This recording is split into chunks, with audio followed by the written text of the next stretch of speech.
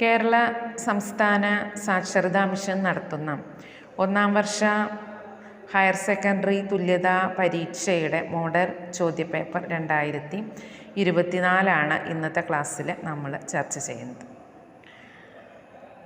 2.5 മണിക്കൂർ നീളുന്ന പരീക്ഷയുടെ ആകെ മാർക്ക് എന്ന് പറയുന്നത് 80 ആണ്. അതിലെ ഒന്നാമത്തെ പാർട്ട് 1 മുതൽ 5 വരെയുള്ള ചോദ്യങ്ങളിൽ ഏതെങ്കിലും 4 ചോദ്യങ്ങൾക്ക് ഉചിതമായി ഉത്തരമെഴുതുക എന്നാണ്. 1 മാർക്ക് വീതമാണ് ഉള്ളത്. ഒന്നാമത്തെ ചോദ്യം, മലയാളത്തിലെ ആദ്യത്തെ ചെറുകഥ. വാസനാവികൃതിയാണ് ഉത്തരം. അവിടെ ഉത്തരങ്ങൾ 5 ചോയ്സ് കൊടുത്തിട്ടുണ്ട്. രണ്ടാമത്തെ ചോദ്യം എന്ന് പറയുന്നത് സംഘകാലത്തെ പ്രാചീന വ്യാകരണ ഗ്രന്ഥം ഏത് എന്നാണ്. സംഘകാലത്തെ പ്രാചീന വ്യാകരണ ഗ്രന്ഥം തൊൽക്കാപ്പിയം. മൂന്നാമത്തെ ചോദ്യം എന്ന് പറയുന്നത് 5 വയസ്സായ പെൺകിടാവായി പാഞ്ഞെത്തുന്ന ഉദ്യാന ദേവത ആര് എന്നാണ്. കൊച്ചുസീതയാണ്. നാലാമത്തെ ചോദ്യം എന്ന് പറയുന്നത് ദുര്യോധനന് സംഭവിച്ച അമളി കണ്ട് 2 കരങ്ങളും പൊത്തി ചിരിച്ചത് ആര്. പാഞ്ചാലിയാണ്. അഞ്ചാമത്തെ ചോദ്യം, മധുര നാരങ്ങ പോലെ വിറ്റഴിഞ്ഞ ചങ്ങമ്പുഴ കൃതി ഏത്. രമണനാണ് ഉത്തരമായിട്ട് വരുന്നത്. അടുത്ത പാർട്ട് ചേരുംപടി ചേർക്കുക എന്നുള്ളതാണ്. 4 ചോദ്യങ്ങളും 4 മാർക്കുമാണ് ഉള്ളത്. അതിലൊന്ന് ശ്രീഭഗവതി എന്നാണ്. ശ്രീഭഗവതിയോട് ചേരുന്നത് ഗീതാഹിരണ്യൻ. 2 വൃദ്ധസദനം TV കൊച്ചുബാബ, ലീല കുമാരനാശാൻ, ജ്ഞാനപ്പാന, പൂന്താൻ. അടുത്ത ചോദ്യം എന്ന് പറയുന്നത് വാക്യത്തിൽ പ്രയോഗിക്കുക എന്നാണ്. അനുമോദിക്കുക. അനുമോദനം ഇപ്പോൾ നമ്മൾ 10ാം ക്ലാസ്സിൻ്റെയും +2ൻ്റെയൊക്കെ റിസൾട്ട് വന്നപ്പോൾ കുട്ടികളെ അനുമോദിച്ചല്ലോ. നമുക്ക് അങ്ങനെ പറയാം, ഉന്നത വിജയം നേടിയവരെ അനുമോദിച്ചു. അടുത്തത് വാക്യത്തിൽ തെറ്റുണ്ടെങ്കിൽ തിരുത്തുക എന്നാണ്. വളരെ ധൃതിയിൽ ശരവേഗത്തോടെ അയാൾ ഗ്രാമത്തിലേക്ക് നടന്നു. വളരെ ധൃതിയിൽ എന്ന് പറയുമ്പോൾ പിന്നെ ശരവേഗത്തോടെ എന്ന് പറയേണ്ട ആവശ്യമില്ല.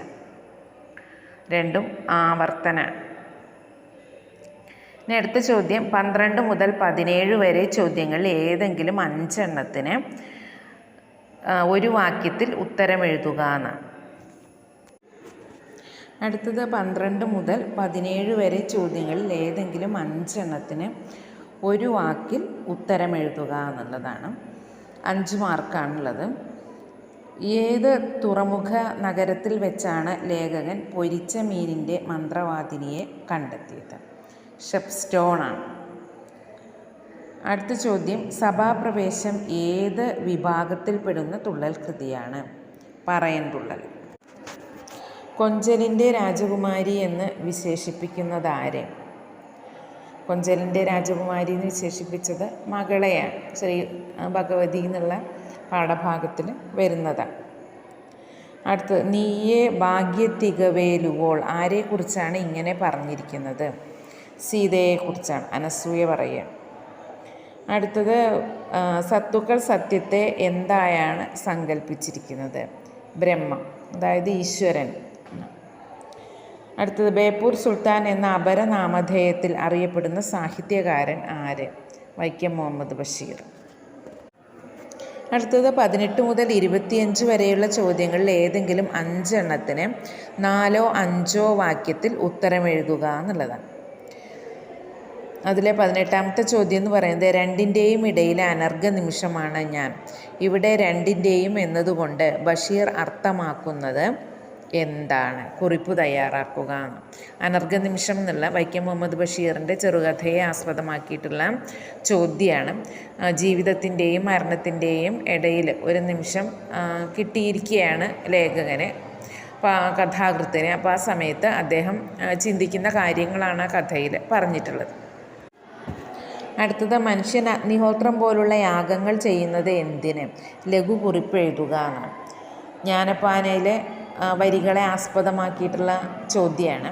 അപ്പോൾ അതിൽ അഗ്നിഹോത്രാദി ചെയ്യുന്നത് ഒരുപാട് ധനം സമ്പാദിക്കാൻ വേണ്ടിയിട്ടാണ് എന്ന് കൃത്യമായിട്ട് പറയുന്നുണ്ട്. അടുത്ത ചോദ്യം എന്ന് പറയുന്നത് ചങ്ങമ്പുഴ രമണൻ എന്ന കൃതി എഴുതുവാനിടയായ സാഹചര്യം എന്ത്? ലഘു കുറിപ്പ് എഴുതുക എന്നുള്ളതാണ്.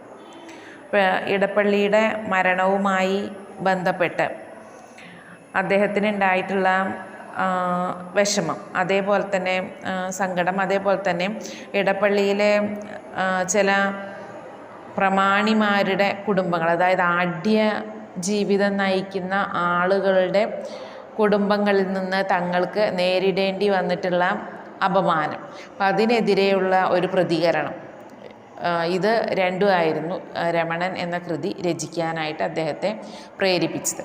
അതോടൊപ്പം അദ്ദേഹം ആ സമയത്ത് പഠിച്ചുകൊണ്ടിരുന്ന ആരണ്യക വിലാപകാവ്യം എന്ന് പറയുന്ന ആ ഒരു രീതി, അതും കൂടി ഒന്ന് പരീക്ഷിക്കുക എന്നുള്ളൊരു ആഗ്രഹം അദ്ദേഹത്തിൻ്റെ മനസ്സിൽ ഉണ്ടായിരുന്നു. അടുത്ത ചോദ്യം, ലീലയുടെ എന്തെല്ലാം അവസ്ഥാവിശേഷങ്ങളാണ് പാഠഭാഗത്ത് നിന്ന് ലഭിക്കുന്നത്? വിവരിക്കുക എന്നാണ്. അപ്പോൾ ലീലയുടെ ഇപ്പോഴത്തെ അവസ്ഥ എന്താണെന്ന് ആദ്യം തന്നെ പറയുന്നുണ്ട്.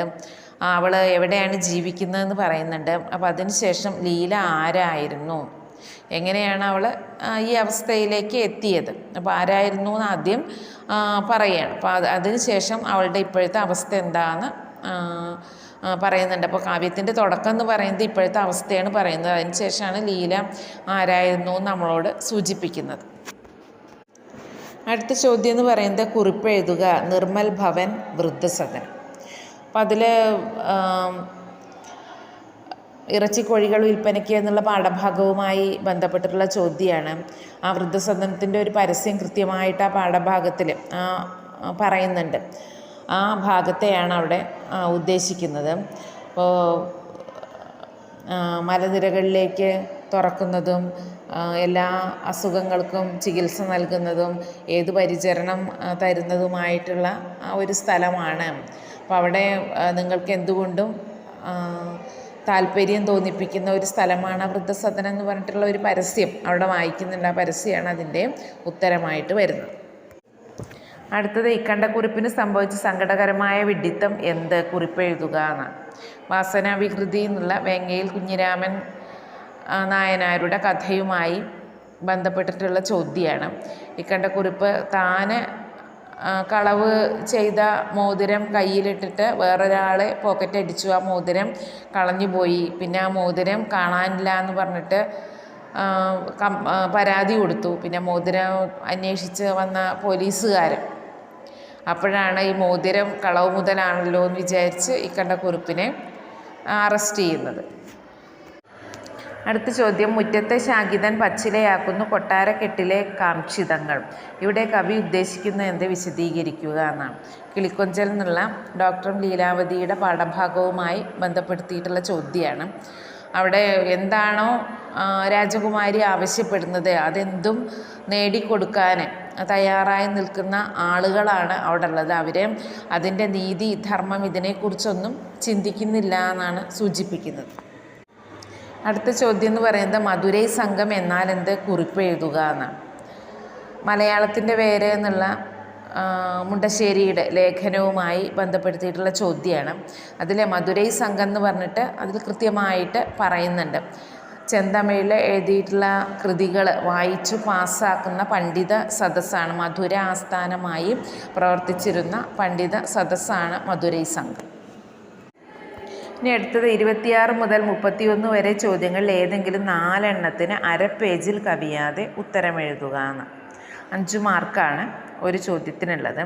അതിൽ അനുകമ്പ ദശകത്തിൽ തെളിയുന്ന ഗുരുദർശനം വിശകലനം ചെയ്ത് കുറിപ്പ് തയ്യാറാക്കുക എന്ന്. അനുകമ്പ ദശകത്തിലെ ശ്രീനാരായണ ഗുരുവിൻ്റെ അനുകമ്പ ദശകം എന്നുള്ള പാഠഭാഗവുമായി ബന്ധപ്പെട്ടിട്ടുള്ള ചോദ്യമാണ്. അവിടെ ജീവി എന്താണെന്ന് കൃത്യമായിട്ട് നിർവചിക്കുകയാണ് ചെയ്യുന്നത്. ജീവി എന്ന് പറയുന്നത് സ്നേഹം, ദയ, അറിവ്, ഇത് മൂന്നുള്ള രൂപത്തിനാണ് ജീവി എന്ന് പറയുന്നത്. അല്ലാത്തതൊക്കെ വെറും ഒരു ഉടമ്പു മാത്രം, അതായത് നാറുന്ന ഒരു ഉടമ്പു മാത്രം, നാറുന്ന ഒരു ശരീരം മാത്രമാണ് എന്ന് ഗുരു അവിടെ പറയുന്നുണ്ട്. അടുത്ത ചോദ്യം എന്ന് പറയുന്നത് ബന്ധുര കാഞ്ചന കൂട്ടിലാണെങ്കിലും ബന്ധനം ബന്ധനം തന്നെ ഭാര്യൽ. ഈ വരികളിൽ ഒളിഞ്ഞിരിക്കുന്ന ആശയം കണ്ടെത്തി കുറിപ്പ് തയ്യാറാക്കുക എന്നാണ്. വള്ളത്തോളിൻ്റെ കവിതയുടെ ഭാഗവുമായി ബന്ധപ്പെടുത്തിയിട്ടുള്ള ചോദ്യമാണ്. കിളിക്കൊഞ്ചൽ എന്നുള്ള ഡോക്ടർ ലീലാവതിയുടെ ലേഖനത്തിലാണ് ആ ഭാഗം വരുന്നത്.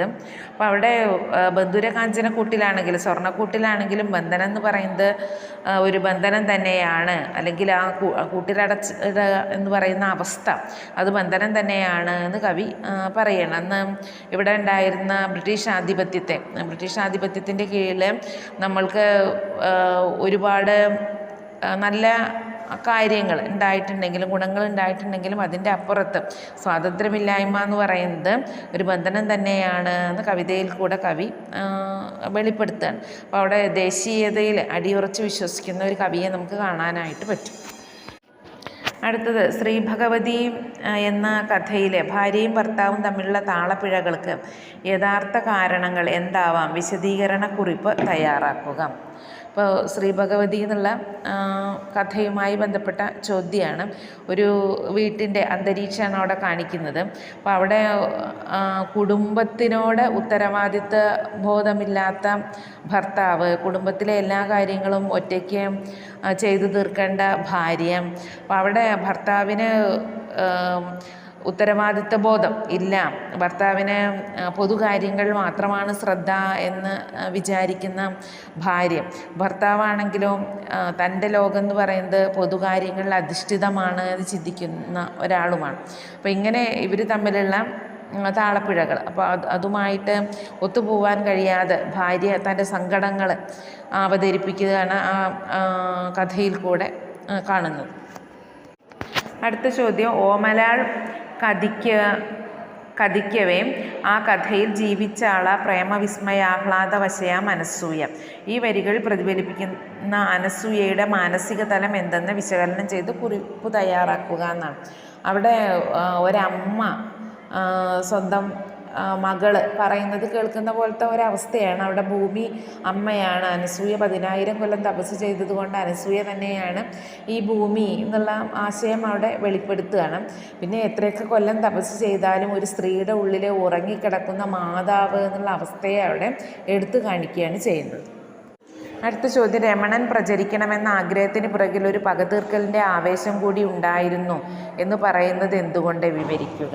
നമ്മൾ നേരത്തെ ഒരു ചോദ്യത്തിൻ്റെ ഉത്തരത്തിൽ പറഞ്ഞതാണ്, ഇടപ്പള്ളിയിലുള്ള ചില അഢ്യ കുടുംബങ്ങളോട് ചങ്ങമ്പുഴയ്ക്കും ഉണ്ടായിരുന്ന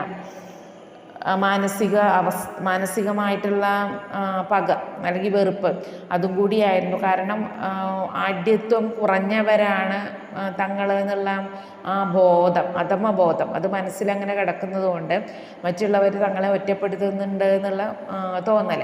അപ്പോൾ അവരോടുള്ളൊരു പകതീർക്കലും കൂടി ഈ കവിതയുടെ പ്രചരണത്തിൽ ചങ്ങമ്പുഴയ്ക്കുണ്ടായിരുന്നു എന്ന് പറയും. അടുത്ത ചോദ്യം, വീരാളിപ്പട്ടവും ഉരച്ചു കയറ്റി വീരൻ പതുക്കെ പദം കൊണ്ട് തപ്പി. സന്ദർഭവും സാരസ്യവും വിശദീകരിക്കുക. സഭാപ്രവേശം എന്നുള്ള കുഞ്ചൻ നമ്പ്യാരുടെ തുള്ളൽകൃതിയുമായിട്ട് ബന്ധപ്പെട്ടിട്ടുള്ള ചോദ്യമാണ്. ദുര്യോധനൻ പാണ്ഡവ രാജധാനി കാണാൻ പോകുമ്പോൾ ആദ്യം കാണുന്ന സ്ഥലത്ത് നിറയെ വെള്ളമുണ്ടെന്ന് ദുര്യോധനന് തോന്നുകയാണ്. ആ സമയത്താണ് ഇത് പറയുന്നത്. അപ്പോൾ അവിടെ മറ്റാരോടും ഒന്നും ചോദിക്കാതെ തനിക്ക് തന്നെ എല്ലാം അറിയാൻ തന്നെ കൊണ്ടത് പറ്റും എന്നുള്ള ദുര്യോധനൻ്റെ അഹങ്കാരം കൂടി സൂചിപ്പിക്കുകയാണ്.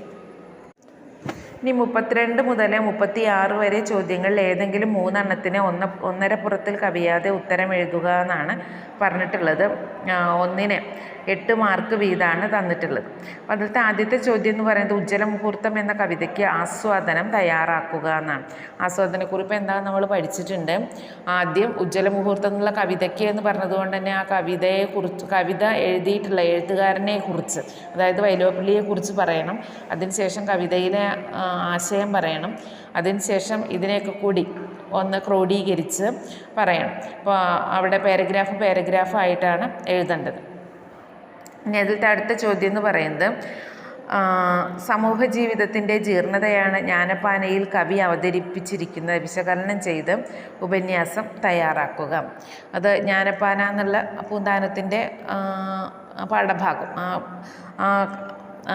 കാവ്യത്തിൻ്റെ ചെറിയൊരു ഭാഗം നമുക്ക് പഠിക്കാനായിട്ട് തന്നിട്ടുണ്ടല്ലോ. അതുമായി ബന്ധപ്പെട്ട ചോദ്യമാണ്. അവിടെ സമൂഹത്തിലുള്ള ആളുകളെക്കുറിച്ച് കൃത്യമായിട്ട് അതിൽ പറയുന്നുണ്ട്. ഓരോരുത്തരുടെയും സ്വഭാവ സവിശേഷതകൾ എന്താണെന്ന് പറയുന്നുണ്ട്.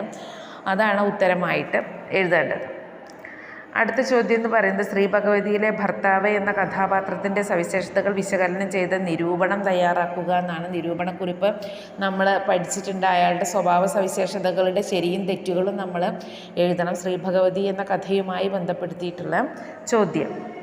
അടുത്തത് എന്ന് പറയുന്നത് പാണ്ഡവരുടെ ഇന്ദ്രപ്രസ്ഥം കാണാനെത്തിയ ദുര്യോധനും സഹോദരന്മാർക്കും പറ്റിയ അമളികൾ എന്തൊക്കെയായിരുന്നു? പാഠഭാഗത്തെ ആസ്പദമാക്കി ഉപന്യാസം തയ്യാറാക്കുക എന്നാണ്. പാണ്ഡവരുടെ ഇന്ദ്രപ്രസ്ഥം കാണാനായിട്ട് ദുര്യോധനും അനുജന്മാരും അതേപോലെ അനുചരന്മാരും ഓടി വന്ന സമയത്താണ് ആദ്യം വെള്ളം ഉണ്ടെന്ന് വിചാരിച്ച് നടന്ന് വെള്ളം ഉണ്ടായിരുന്നില്ല. അടുത്തത് വെള്ളമില്ല എന്ന് വിചാരിച്ച് നടന്നപ്പോൾ വെള്ളത്തിൽ വീണിട്ട് ഉണ്ടായിട്ടുള്ള ദുര്യോധനന് സംഭവിച്ച അപമാനം, അതാണ് അതിൽ പറയുന്നത്. സഭാപ്രവേശം തുള്ളലുമായി ബന്ധപ്പെട്ടിട്ടുള്ള ചോദ്യമാണ്. അടുത്തത് ഒരുവനെ കള്ളനും തെറ്റുകാരനുമൊക്കെ ആക്കി തീർക്കുന്നത് ജന്മവാസനയാണെന്ന അഭിപ്രായത്തോട് നിങ്ങൾ യോജിക്കുന്നുണ്ടോ? വാസനാവികൃതിയിലെ കള്ളൻ എന്ന കഥാപാത്രത്തെ കുറിച്ച് നിരൂപണം ചെയ്ത ഉപന്യാസം തയ്യാറാക്കുക എന്നാണ്. വാസനാവികൃതി എന്നുള്ള വേങ്ങയിൽ കുഞ്ഞിരാമൻ നായനാരുടെ ചെറുകഥയുമായി ബന്ധപ്പെട്ടിട്ടുള്ള ചോദ്യമാണ്. അവിടെ കള്ളൻ തൻ്റെ ജന്മസിദ്ധമായ വാസനയാണ് കളവ് എന്ന് പറയും. അപ്പോൾ അതിനോട് നമ്മൾ എങ്ങനെയാണ് പ്രതികരിക്കുന്നത് എന്നാണ് എഴുതേണ്ടത്. പിന്നെ ഇതല്ലാതെ ഉപന്യാസ ചോദ്യങ്ങളാണ്. അതുകൊണ്ട് തന്നെ നമ്മൾ പാരഗ്രാഫ് അതായത് ഖണ്ഡികയായി തിരിച്ചാണ് ഉത്തരങ്ങളൊക്കെ തന്നെ എഴുതേണ്ടത്. 1.5 പുറം എന്ന് പറയുമ്പോൾ 1 പുറവും അതിൻ്റെ അപ്പുറത്തുള്ള പകുതി പുറവുമാണ് എഴുതേണ്ടത്. പിന്നെ നമ്മൾ ശ്രദ്ധിക്കേണ്ട ഒരു കാര്യം, ഉത്തരം എഴുതുമ്പോൾ എന്താണോ അതിൽ നമുക്ക് തന്നിട്ടുള്ള നിർദ്ദേശങ്ങൾ അതിനനുസരിച്ച് മാത്രം എഴുതുക. ഖണ്ഡിക എന്ന് പറയുമ്പോൾ ഖണ്ഡികയിൽ മാത്രം, 4-5 വാക്യം എന്ന് പറയുമ്പോൾ 4-5 വാക്യത്തിൽ മാത്രം, ഒറ്റ വാക്കിൽ എന്ന് പറയുമ്പോൾ ഒറ്റ വാക്ക് മാത്രം, അങ്ങനെ എഴുതുമ്പോൾ മാത്രമാണ് നമുക്ക് കൃത്യമായിട്ട് സമയം തികയും. അപ്പോൾ എല്ലാവർക്കും നല്ല മാർക്കോടുകൂടിയുള്ള ഒരു വിജയം ഉണ്ടാവട്ടെ എന്ന് ആശംസിക്കുന്നു.